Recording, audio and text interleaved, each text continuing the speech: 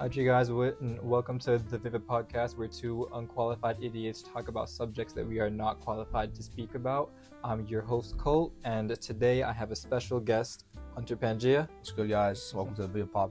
Today's episode is going to be something a bit different, more of an interview style podcast, which I'm going to be trying to do a little bit more. So Hunter, if you had to say within 10 years you would be somewhere in your life, where would you see that being? I would see myself being somewhere in like the health field. The health field? Whether it's more focused on physical therapy. Okay. And what stemmed you into getting into that field? Because from what I know of you, you were a big football guy. I thought you'd do big in the NFL someday, something like that. Yeah, I played sports a lot as a kid. I played soccer, football, track, wrestling. So with those sports come injuries, and along those injuries, I would always see other people that would have those jobs to help people recover. I would always go to these facilities, whether it was training, rehabilitation, or treating injuries. I just found it cool how you could help somebody be better, because when I would get hurt, I wish I took it more seriously. So I want to be able to kind of take on that role of helping others, because people really don't realize how much an injury can hold you back. And what started getting me into it. And do you have let's say a defining time of when you had got injured that really gave this idea of a physical health on your path? I would say in 8th grade during COVID year, it was a football game I was playing. It was one of the regional championships, and the field was really soggy, and a few plays in, my ankle went to the field, rolled it, I fractured it, got carried off the field. I thought it was over for the season, and I really was bummed because I knew high school was coming soon. And you need to be in good condition to make a high school football team, because it's way different. And I kind of ignored the injury and played through it, and that ended up hurting me in the long run. So I just want to be there to tell others to take their time and trust the process and recovery, because you don't want to rush an injury. So did you rush it and ended up regretting that later on? Yeah, I ended up hurting my ankle a lot. It was hard for me to kind of play without having that pain. I kind of had to ignore it or fake me not being hurt. Eventually it got better, but it would have been a lot better if I just trusted the process and went to a physical therapist and actually worked on it. So you had this deep passion for football. How long, how many injuries did it take before you, I guess, reality hit you and you had told yourself that this is possibly not for me in the long run? I don't know if it was injuries that made me think that this won't be for me in the long run, but because even my freshman year and my sophomore year, even my junior year, I still thought I would be playing college football somewhere, because I was doing well. I made the varsity as a freshman on the football team. I was starting my sophomore year, junior year. I had a great season. I started getting some offers here and there. Towards my senior years, when I had to start thinking, because we all know that money is not unlimited. You can't just get money out of nowhere. And most of the colleges that I did want to play at, for example, I got an offer from Cornell University, which is one of the Ivy Leagues, but they can't necessarily offer you a scholarship, an athletic scholarship. So I kind of had to choose between going there and staying somewhere home where I can get an academic scholarship. So I think that's more of what pull me away from football. And there's another thing called the transfer portal, where in college, all these different teams can just easily take another player from another team and bring them on the team. It kind of makes it a lot harder for incoming freshmen to make the team. So it just made it difficult, and you kind of have to make a decision in your life, what do you want to do? Where do you think it's going to go? How do you want to use your time? So you had chose something that you were more passionate about, or were you more passionate about football? Because my whole thing is that if you're going to do anything in life, it should be with a purpose. So if you're going into something for money, that's not really a good purpose to choose that path. But if you had a deep passion for helping others and not having them feel the way you felt after rushing over an injury, that would be a great purpose for feeling to get into that personal training or personal fitness type life. So is that something that is your drive for trying to get into health, or is just money that comes from that something that is driving your direction toward that instead? It's definitely not the money, because like the health field, it's really hard to make money out of that. Like you have to be really good at what you do. I would say that I feel like football, sports, and health kind of go hand in hand. Like you have to be healthy to be good at sports. You have to be in good condition to be good at sports. So I kind of just stemmed off onto a different path that I was still passionate about. And I feel like social media played a big role in like kind of influencing my decision too, because I would just see a lot of things with like health and how it can impact your body and how you can feel better and play better. So I kind of just want to be one of those people that help others. So I think that's what my passion is.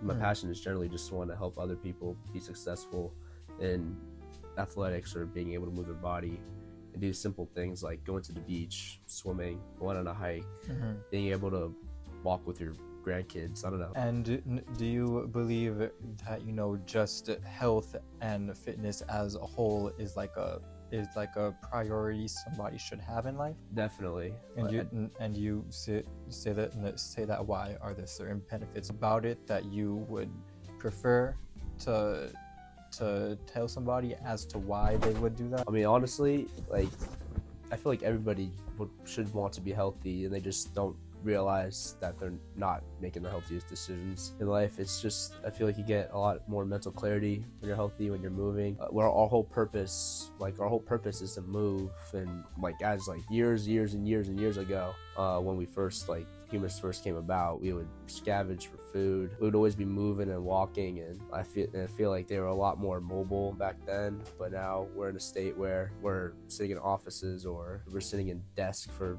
8 hours a day, not moving, going to fast food restaurants, eating whatever, like not really realizing what it really does for you. Like I feel like just being healthy helps you do a lot of other things in life that you want to do. When you have like mental clarity, you feel more focused, and you can do whatever you want with that. You could pursue a business, you could work out, you can work out better, anything you want to do, like any job field you want to get into. I feel like just being healthy puts you above others in that aspect. So a lot of jobs as of late are like stationary.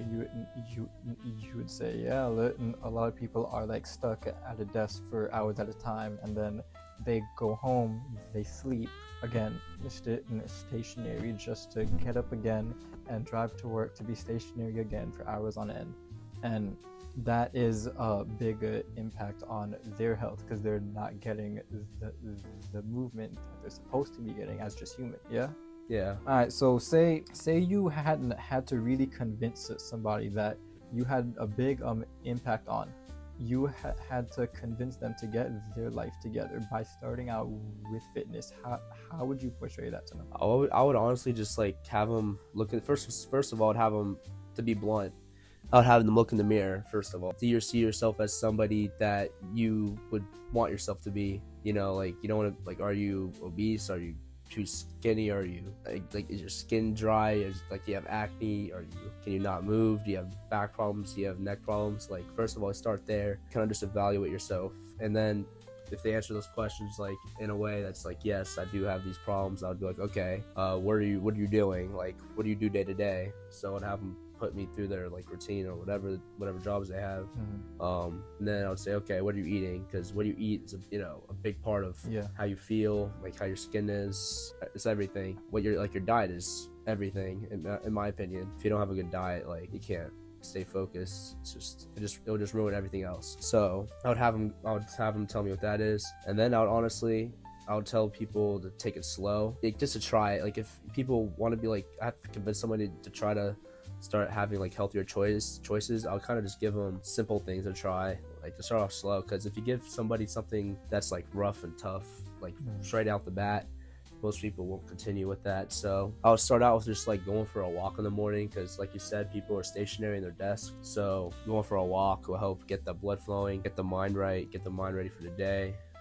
Just like eat something, like eat a healthy breakfast, start eating like more whole foods, because like a lot of the ingredients in our foods are really bad. And yeah, it's like sometimes you can't avoid them, but I would just start by trying to control what's in your own kitchen, because if you have like good food in your own kitchen, you're generally going to be a healthy person. So I would just kind of start with that protocol and see what they want to like to do, because you can still be healthy doing things that are fun, like playing basketball with your friends, or playing football, soccer with your friends, going out to the park, pickleball. I play pickleball a lot. Something that's fun to me. Yeah, that's what I would. Sport. That's It's funny because I've had a lot of conversations with other personal trainers or other physical therapists, and the way that you are speaking really, like, it's similar to the way I know how all of them live and how all of them advise others. So physical therapy is, or just health, is something that I can see you definitely going really far into. I can see myself going far too. Just depends on the people you meet. You gotta put yourself out there. And I feel like you have to have a personality too. You can't just be boring some boring person that's like, okay, do this 10 times. Because it's like you said, if you start somebody off doing something really hard, they're not going to stick to it. But it's also the same thing if it comes to like the boredom factor. If you tell somebody to do something for their own good, but it's boring and it isn't really appealing to them, it's not something they're gonna stick with throughout a consistent base. I agree.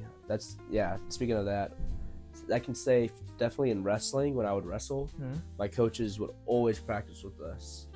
Like, because a lot of coaches will tell you just to do something, and you're like, this coach, he's not doing it. He's just telling us to do it for his own amusement, blah blah blah.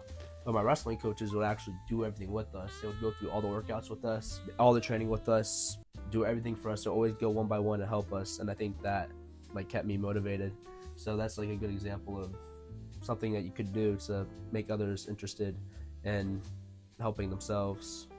Because I read a book called Atomic Habits, and they had a whole chapter about, if you're trying to make a change in your life, you have to try to turn it into a habit. And a lot of habits we only do if we find them appealing or satisfying or easy to do. So for example, say I had a problem setting up my own podcast, and I was going a while not recording because it just seemed too difficult for me to do or set up. If I plan to record that day later on in the morning, I'm gonna set everything up.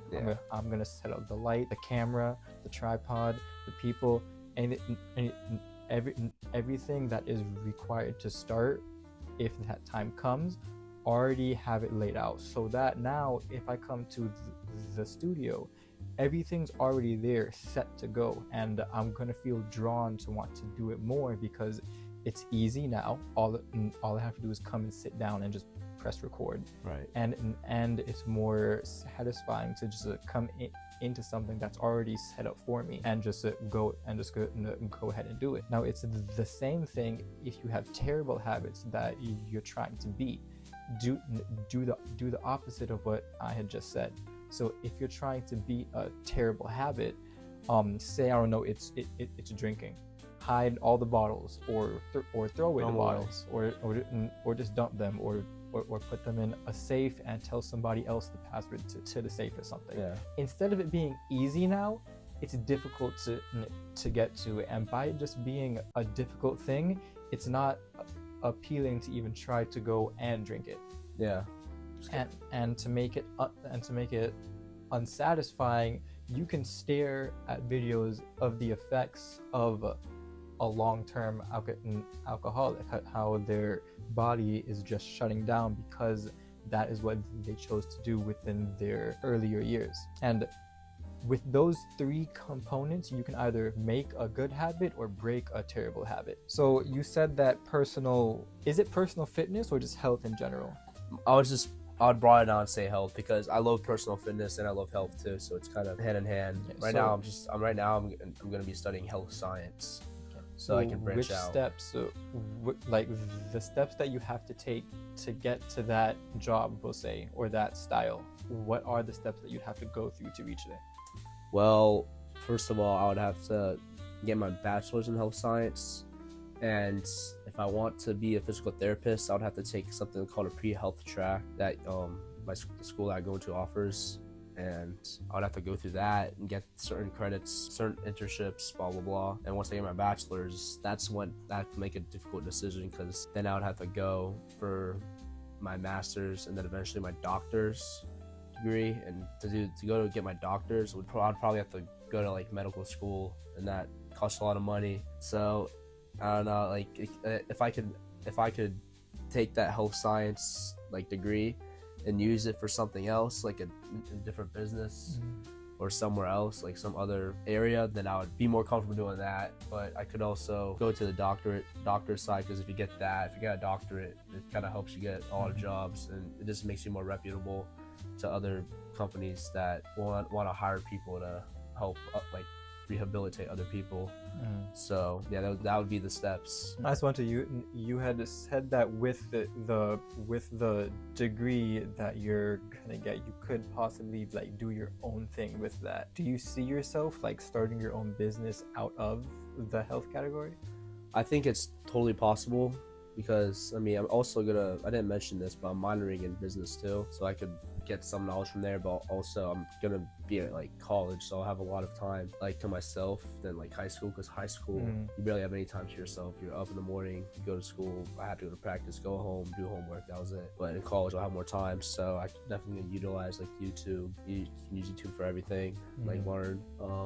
Having a degree, like a bachelor's degree in health science, would give me like a little bit more of a reputation if I wanted to open my own business, so I wouldn't just be some fraud opening a business. And I've seen these people that have opened businesses, like there's a place called Bomberitos that's a very successful like personal training recovery business. Yeah, you're not trying to end up like a fraud, like what's his name? It's a guy in suits called Mike. I'll have Kevin put a picture here the guy, but he was a fraudulent lawyer in this show. So that's, if you started a business based off of health without having a degree, that would be like fraud. I feel like you'd be a fraudulent. I just don't want to be have a fraudulent character. I want to have some type of background, because you can know things too, like, but I just feel like having that degree just gives you a little bit of like, okay, I did this. But obviously people can be good at that stuff without the degree too. But I just feel like it's a little boost. And well, you had said that it was possible to start a business with that degree, but do you see yourself starting your own business, or do you see yourself with like a company? I could totally see myself. I probably would see myself in a company first, but I feel like eventually I have the ability to open my own business, because in my opinion, I feel like I had a certain drive to, like, if I want something, I'm gonna do it, like work for it until eventually I get it. And then once you get there, make another goal. You just keep going, it just keeps adding up. So I could totally see myself having like my own business one day. But I will say something that would definitely help you get there is like social media, like utilizing social media to brand yourself. Yeah, brand yourself, promote yourself, because that will help get people to go to where you want. And social media is bigger than ever. Yeah, it's the biggest platform at the moment to share yourself, to market yourself. Yeah, exactly. I would also like it. Also, what was I gonna say? It's also something that like in the past, like people didn't have. So now you can kind of use your profession to teach others and like help others. Everything in the past was sort of based off of reputation and the mouth. People would share you and the things you do and the reputation you have. But reputation is also a good thing to have now, because even if you do have a social media and you brand yourself on social media, the way that you're putting yourself out there, the way that you do your own work, your own health, that's your own reputation there. And that is what you have to upkeep to draw those people to go to you for help. So why would someone go to you for physical therapy or a personal trainer or just health? What, why would somebody choose you over somebody who's been in the field for about 2 years? I mean, I would just say I feel like I would have to take myself and put myself in a position where others will look at me and say, okay, this guy seems like he actually cares about himself. Because like there's other people that may be specialize in the field, but if you look at them, like you're like, does this guy really know what he's doing with like health? Like he doesn't look like he's in too like good of a shape, and he's kind of just saying all these things. And I feel like if I can actually show people like progress and like kind of just show people other people's journeys, that would definitely help attract other people to me as like to be more reputable, and kind of just share my day-to-day experiences with other people in like the health field. So yeah, that's how I would say I would differentiate from anybody else. And I feel like I have more of a like lighthearted personality as well, because some other people have like, you know, just like a stern, stubborn, straight to the point type of person. Yeah, and I can feel like if I were to make videos, I would make them fun and more. It doesn't make a lot of people comfortable to come to you if you know you present yourself as like such a serious, straight to the point type of person. Yeah, because there's, especially if doing physical therapy or something, because like if you see someone all like this, you're gonna be scared of them. Yeah, you have to make break that person comfortable if you're gonna be offering them that type of service. Yeah, you definitely want someone to feel like have trust in you. You want to build trust. That's the big thing, building trust and having other people trust you. And do you believe in having a lot of connections with other people in and out of your field?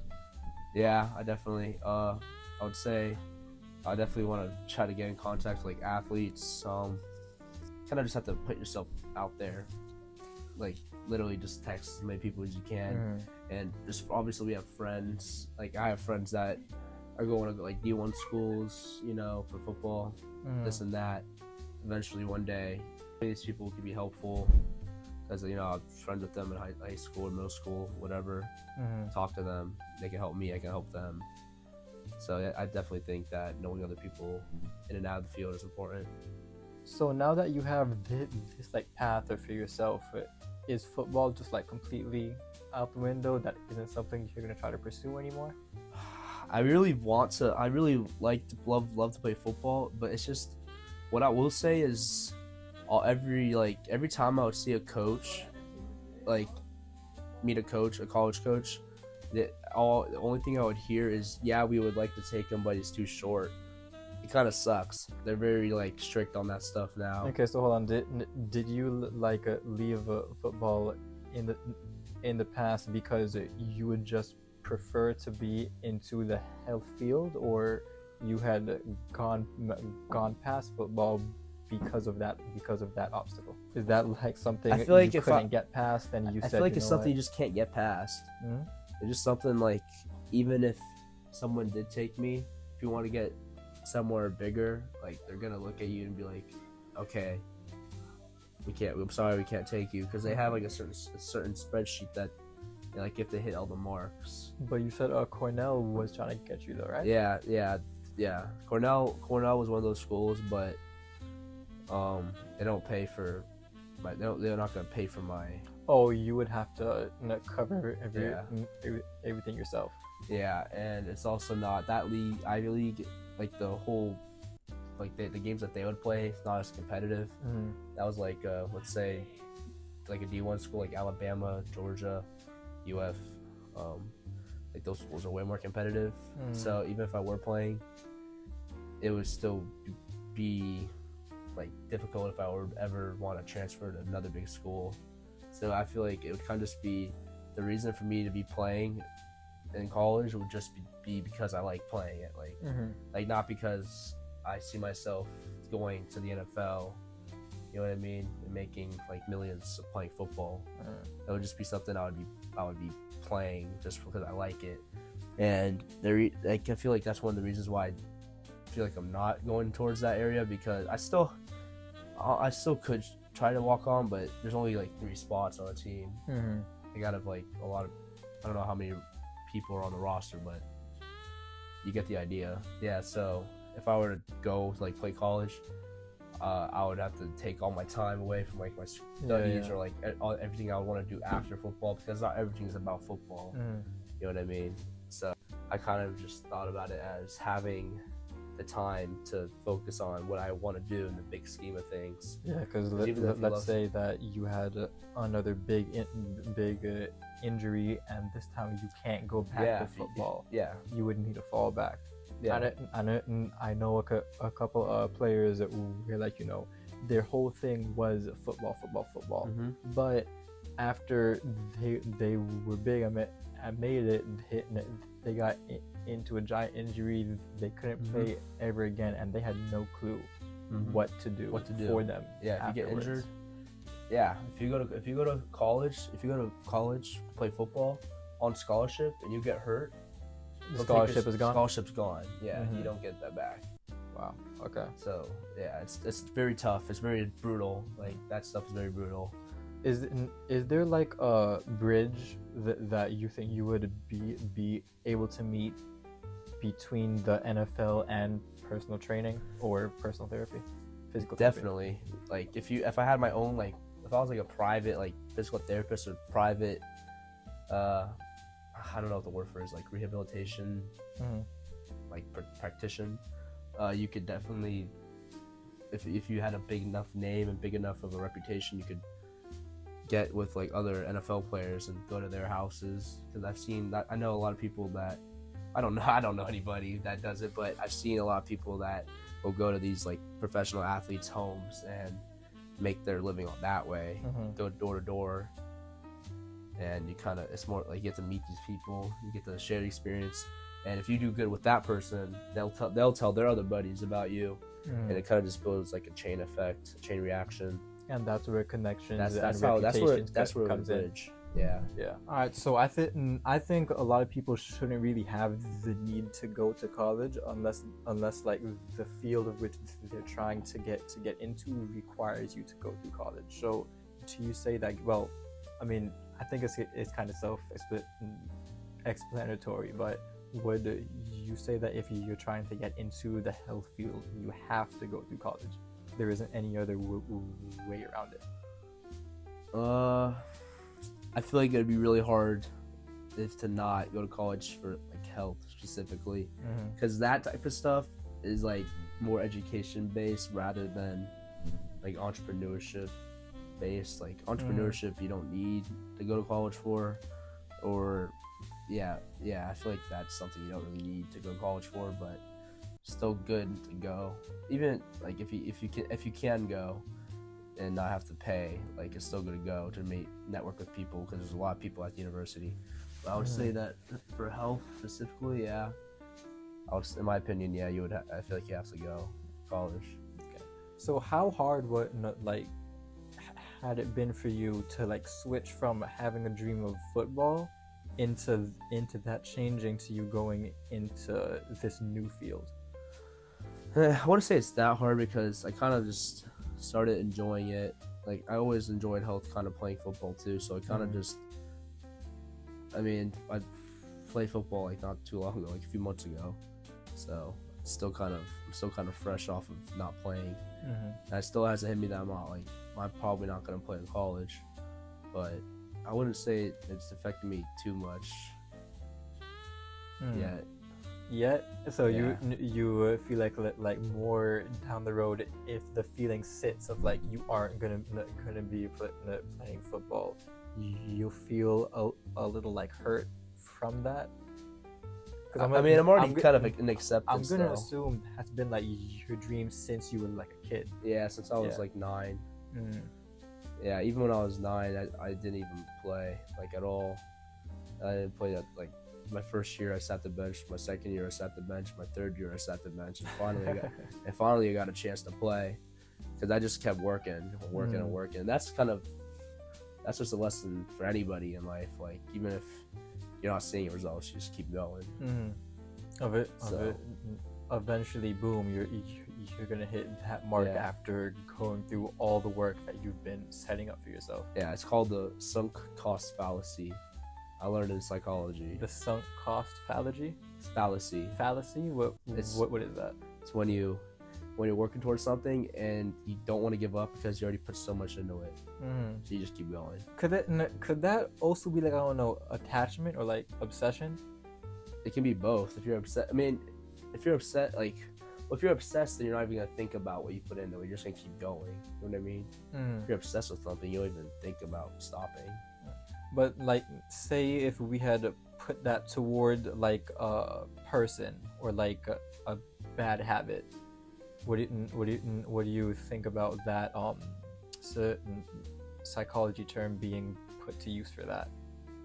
Like, what do you mean? Like, because they've done it for so long, then they're like going, oh, might as well keep going.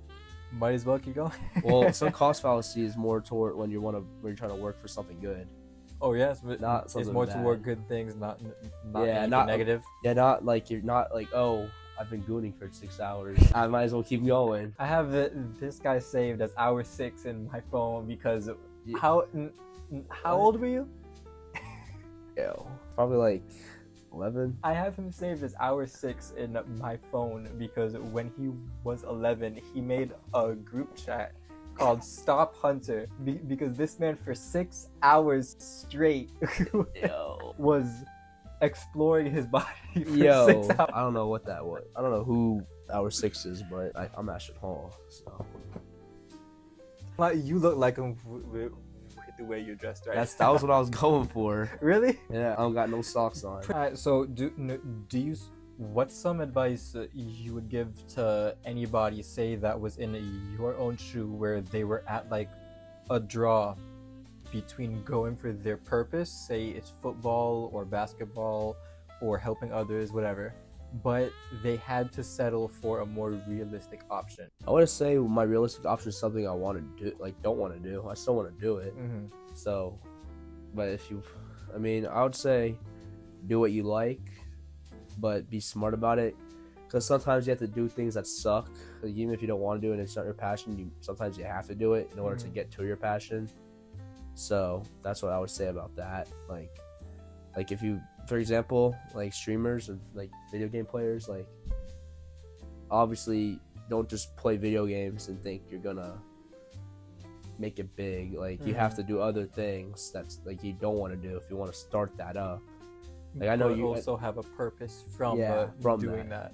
Like I know you were talking about talking about bartending, right? How you want to like start like get into like school for that, so you can build that foundational money in order to pursue your passion. So I feel like you can't just do what you love. Sometimes you have to do the sucky stuff even if you don't want to. That's just discipline. Like that's just something I feel like every person should have.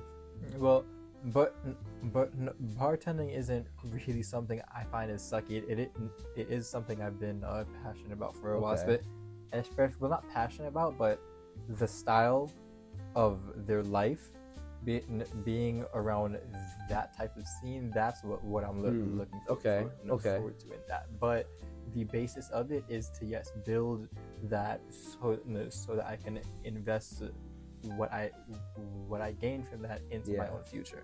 Okay. Because that's a part of being financially literate. There's 7 forms of income. One is earned income, which is offering a service or you to work for income. There's other services that I just completely forgot about right now. Obviously, there's passive income as well. Those investing are the only 2 that. Investing as well. That is also an income. The dividends you gain from that is a form of income if it comes to investing in stocks or crypto or anything like that. Crypto assets, it's kind of like assets or. I want to say it's income, but it's a way to get income. Assets is a form of income because gold is an asset. If you invest it into gold, say you put 5,000 into gold today, in like 5-10 years, the amount of gold you have is going to double in the value of it from now. Another asset would be a house. Maybe you could invest into a house and then gain income from maybe flipping it or to rent that house out to other clients. Yeah, use that to make money. Yeah. So my way of thinking is to start off, which I recommend to a lot of people. I'm saying this for the vast majority of people. You can start off being your own boss, your own business by maybe offering your own service. But I believe that if you're someone trying to become like a big thing, let's say a millionaire or something, a big entrepreneur in that way, I feel like you have to gain not the discipline, but the feeling of being in a 9-to-5 job or just to work for somebody else. Yeah. So I feel like while you're doing that, gaining that like itch of, this isn't something I'm gonna continue to do. Also, save the income, or sorry, not save, invest the income you are getting from that job into a better future. Let's say you want to start a business, you can invest that money into that. You can invest it into a house or stocks and build your portfolio starting from then, so that now eventually when you make the move to be like, screw this job, I'm trying to go and do my own thing and be my own boss. Now, from what you've invested over the years from that, you have that to be able to branch upon. Yeah.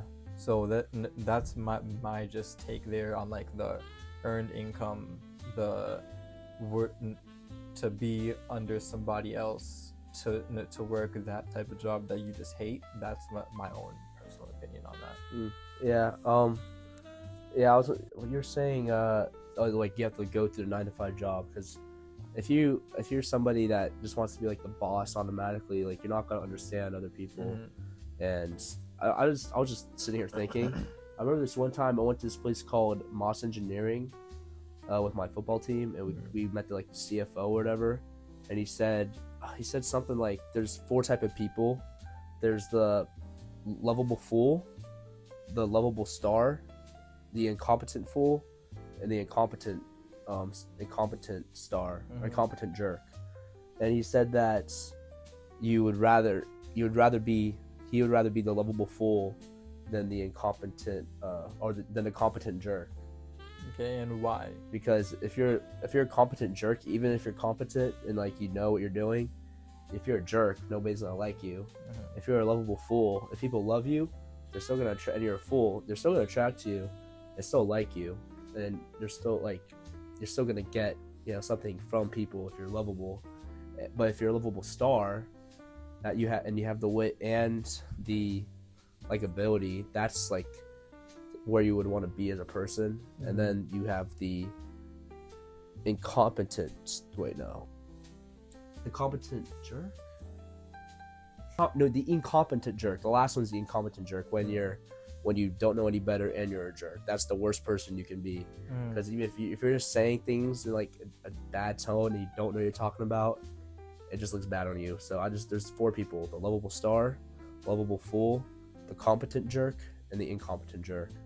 So if you're lovable, people will like you, and people will gravitate towards you. I don't know. That's just a random side thing I was just thinking about.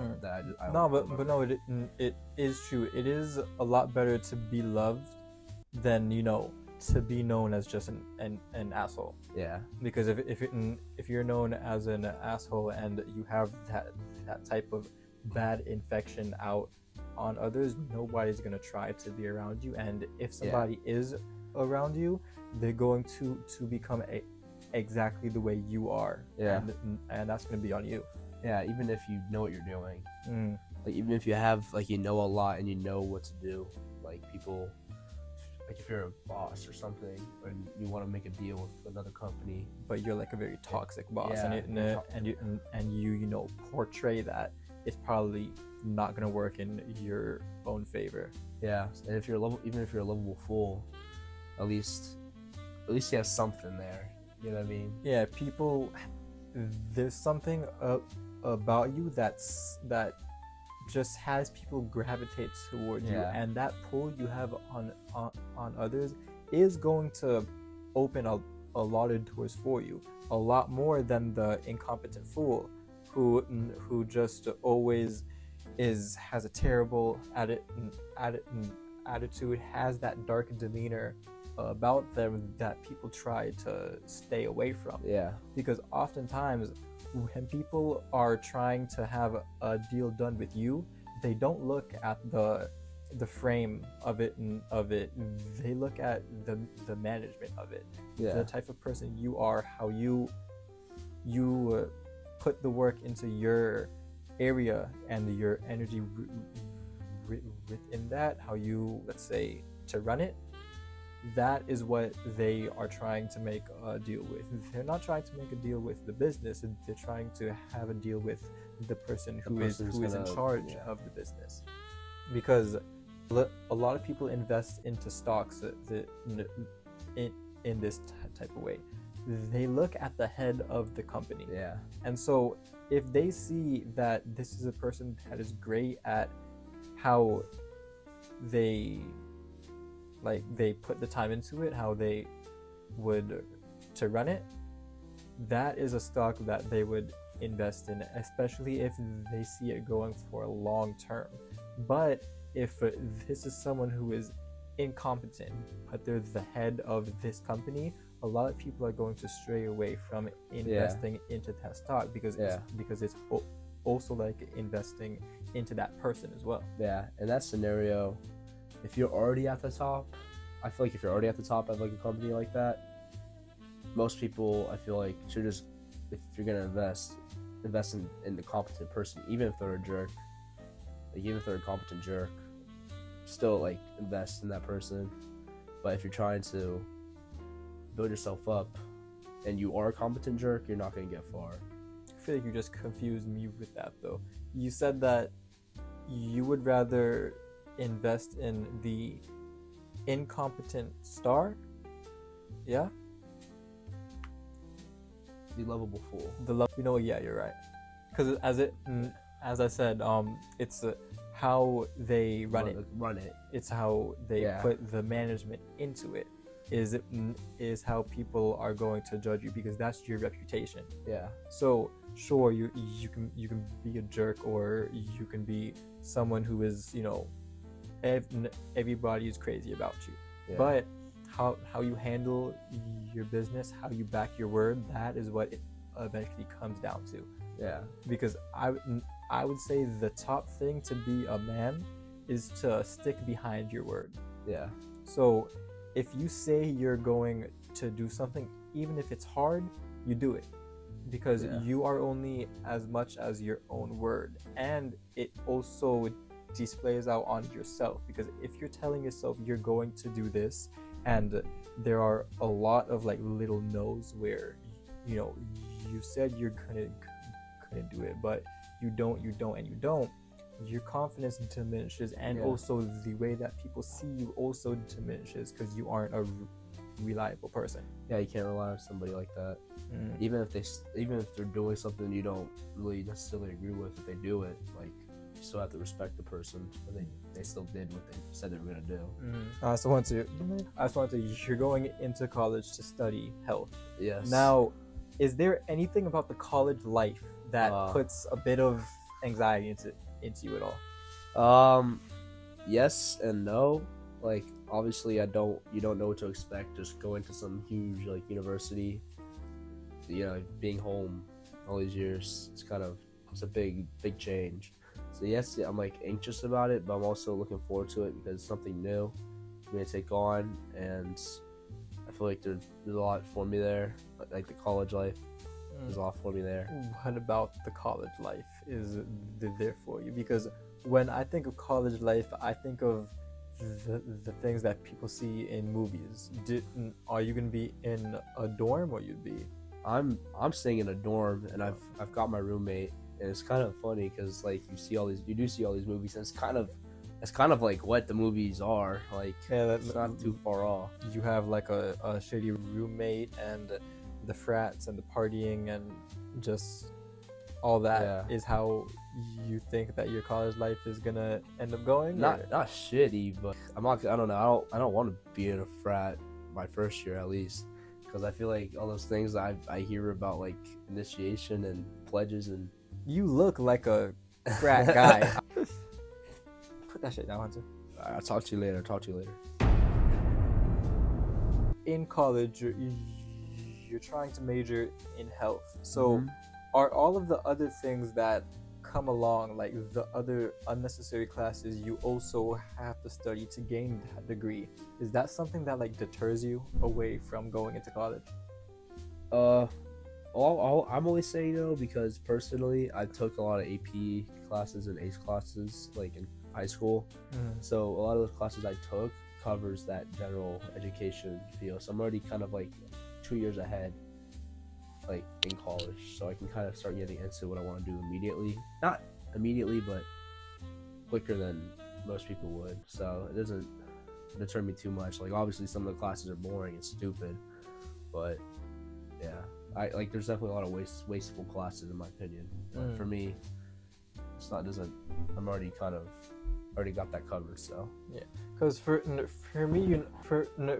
me, if I had gone to, because it's not something that was ever on my mind, but if I do choose to go, I get a free grant if I go. So I had gone and I was gonna go to study business and journalism, right? But then I go, and then I find out that in order for me to study the two things that I'm going to college to study, I also have to take the basic education, such as these other unnecessary classes, such as arts and English and all this.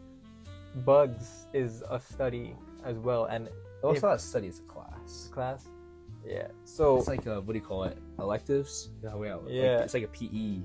And it's things such as that like tell you that college is it's a waste of time. Yeah. Because, and as I said, if you are going to college, it better be for something where you actually need the degree in order to get the type of job that you're going for, such as health or justice.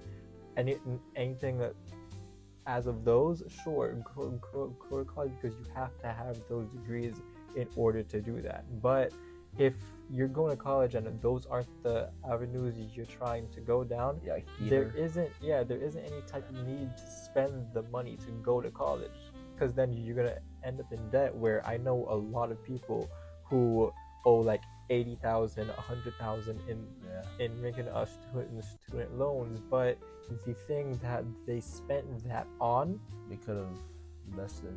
Well, yeah, they could have invested it, but the thing that they spent it on, which was school, didn't even guarantee them the job that they had gone there to study for. Yeah, you don't get a guaranteed job. That's another scary thing. But that's why you have to put yourself above others, and you gotta be on top of your work. You can't just you can't flow by. You can't just be.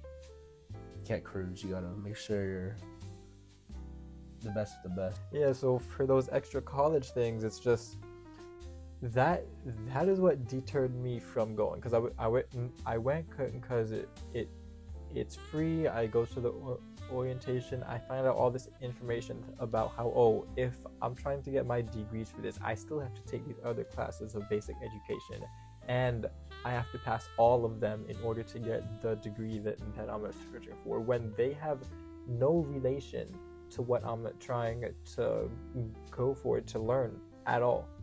So it would have been a waste of time for me to go into, because all the time that I'm now putting into these other classes that are just taking up my time, I could be putting that time there into my other businesses that are actually gaining me a hand in life, rather than putting it towards something that I'm gonna regret eventually.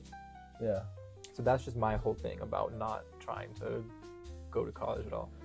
Yeah, for me, like in high school, I worked for scholarships. So like I'm not paying a dime right now. As of now, I'm not paying a dime to go to UF.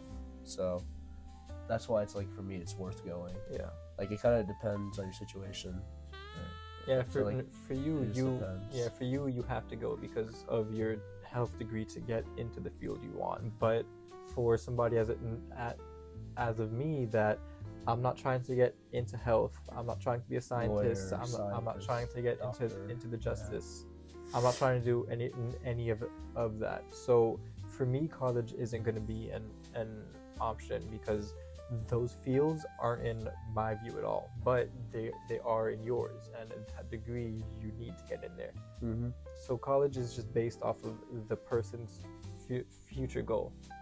This guy, if you're trying to get into a place where you need the degree in order to get that type of job, go to college. But if a lawyer or a scientist or a nurse, doctor, whatever, isn't in your view, there's no need to go to college at all, and you will end up regretting it in the future afterwards. Some people talk about, oh, just go to college for the experience. The experience, it is costing me $100K in debt, so I don't care for that damn experience. Yeah. If it costs you 100, it depends. Yeah, really, like he said, depends on, it just depends on the person and your situation and what you want to do, because there's different occupations for everybody. Like you can do business, doctor, lawyer, whatever. But we also do need people to make my Chipotle bowls. So we've covered the college life. We've covered the career that Hunter is now going to go through, and the change he had to make from football to going into now the health field, and how difficult of a switch up that is for him. Yep. We're gonna end it up off here, and I hope you guys have took any information from our conversation and learning this guy's career path to see if you can take some steps if this is something that you're interested in. Hunter, do you mind telling anybody here your Instagram or any way they can reach you? Oh, okay. So you gotta follow me on Instagram. It's Hunter _.Peggio, Peggio as in PANGIA, or you can follow me on TikTok. That's where I post my fun content. And Kevin will put the names of those right here. Yeah, there you go. So, do you have a final piece of advice to offer to anybody who is watching right now that is in a similar position to you? Just keep your head down. Don't get discouraged. Keep working. And even if you're uncertain about certain things, there's always a window that opens up for anybody. Well, you gotta keep your head down and go through the hard stuff, but you also gotta keep it up. This is the Hunter philosophy. Just to keep in mind, we are two unqualified idiots, not qualified to talk about any of these topics. Shut the fuck up. Podcasts and more interviews like this.